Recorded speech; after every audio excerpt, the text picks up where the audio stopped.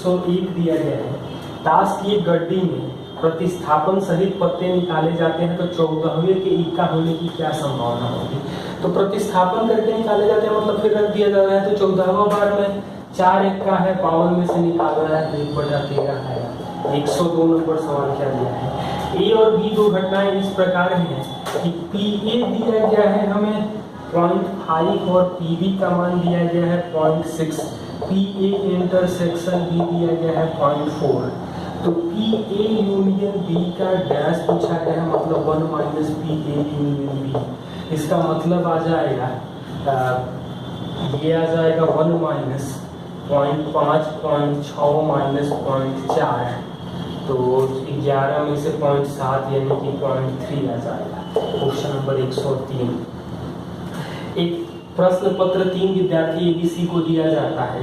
इसके हल करने की प्रायिकता 1/2 3/4 1/4 है। सभी स्वतंत्र हैं तो प्रश्न को कितने तरीके से हल किया जा सकता है। तो A union B union C मतलब हल किया जा सकता है। तो 1/2 plus 3/4 minus plus 1/4 minus 3/8 minus 3/16 minus 1/8 plus 3/32। अब ये कर क्या रहे हैं तो basically P A intersection B जो होगा वो P A into P B होगा। जब स्वतंत्र घटनाएं हैं तो इसी तरीके से बारी बारी से गुणा कर रहे हैं। और P A intersection B intersection C तो एलसीएम हमें आ जाएगा वो 32 आएगा। 16 प्लस 24 प्लस मतलब ये तो 1 आ जाएगा plus 8 minus 12 minus 6 minus 4 plus 3 तो 40 48 36 30 26 और 3 29/32 आ जाएगा। आप लोग कैलकुलेशन ध्यान से देखिए। निष्पक्ष पासों का एक युग्म फेंका या लुकाया जाता है तो फेंके जाने के बाद वो उठाते हैं तो इस बात की क्या प्रायिकता है कि दूसरे फलक का मान पहले फलक से अधिक है। तो जब भी हम लोग पासा फेंकते हैं 2 तो टोटल 36 सिंपल स्पेस में एलिमेंट होते हैं। 6 एलिमेंट बराबर होते हैं 1 1 2 2 3 3 4 4 तो बाकी बचे 30। तो 30 में से 15 में पहला वाला ज़्यादा होगा और 15 में दूसरा वाला ज़्यादा होगा। यानी आंसर आ जाएगा 5/12। Question number 105। एक निष्पक्ष सिक्का उछाला जाता है साथ ही पासा फेंका जाता है तो चित्त के साथ 2 4 या 6 आने की प्रायिकता क्या है। तो चित्त आने के लिए प्रायिकता होगी 1/2।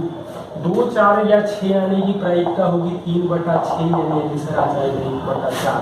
Question number 106। 3 घटनाएं इस प्रकार है कि कम से कम 2 के घटने की प्रायिकता क्या है। तो ये सीधे मैं रिजल्ट लिख दे रहा हूँ P A intersection B plus P B intersection C plus P C intersection A minus P A intersection B intersection C का दुगुना ये घटाना होगा। ये कम से कम 2 घटनाओं घटित होने की प्रायिकता होगी। एक्स और वाई 2 स्वतंत्र चर है तो सहसंबंध क्या होगा। तो 2 स्वतंत्र में सहसंबंध जो होता है वो 0 होता है। क्वेश्चन नंबर 108 दिया गया है कि 2 स्वतंत्र घटनाएं ए और बी इस प्रकार है कि पी ए यूनियन बी दिया गया है हमें 2/3 और पी ए इंटरसेक्शन बी दिया गया है 1/6। तो और पी बी जो है वो छोटा है पी ए से तो पी बी का मान क्या होगा। ऑप्शन दिया है 1/4 1/3 1/2 और 1/6। अब यहाँ पर हम लोग पी बी का मान ये दिया है तो पी ए का मान यहाँ से करेंगे तो ये 2/3 आ जाएगा। ये 1/2 आएगा 1/3 आ जाएगा और ये 1 आएगा। तो ऐसा तो संभव नहीं है। यहाँ पर 2/3 है तो पी ए यूनियन बी जो होता है P A plus P B minus P A intersection B होता है, मतलब कि 2/3 प्लस 1/6 जोड़ेंगे तो 5/6 आएगा। तो जोड़ने पे 5/6 आ रहा है, पी बी छोटा है, मतलब यही आंसर होगा। ये दोनों में तो सेटिस्फाइड कर रहा है, लेकिन ये वाला कंडीशन नहीं सेटिस्फाइड कर रहा है, तो ये 1/3 हो जाएगा पी बी का मान। क्वेश्चन नंबर 100 प्रेक्षणों का माध्य 50 है, उनका मानक विचलन 10 है। प्रत्येक में 5 घटा दिया जाए और फिर 4 से भाग दिया जाए तो नया माध्य और नया मानक विचलन क्या होगा। तो माध्य 50 दिया है, सभी पद में से हम लोग 5 घटा दे रहे हैं, 4 से भाग दे दिए, तो माध्य जो आ जाएगा वो 11.25 आ जाएगा। मानक विचलन में घटाने से तो कोई प्रभाव नहीं पड़ता है, या जोड़ने से, मतलब सारे डाटा में हम लोग बराबर जोड़े या बराबर घटाएं तो मानक विचलन पर प्रभाव नहीं पड़ता है। लेकिन भाग दे रहे हैं तो 4 से भाग दिए हैं, तो ये मानक विचलन जो आता है वो 2.5 आ जाएगा। दो निष्पक्ष पासा फेंका जाता है, इस बात की सप्रतिबंध प्रायिकता क्या है कि पहले पासे पर 6 आए, जबकि पासे पर आने वाले अंकों का योगफल 8 रहे।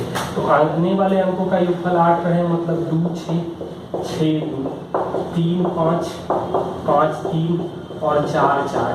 तो कंडीशनल प्रोबेबिलिटी है 6 आए, मतलब कि टोटल है 5, पहले पर 6 आए तो वो एक ही जगह आ रहा है, मतलब कि प्रोबेबिलिटी जो आ जाएगी वो 1/5।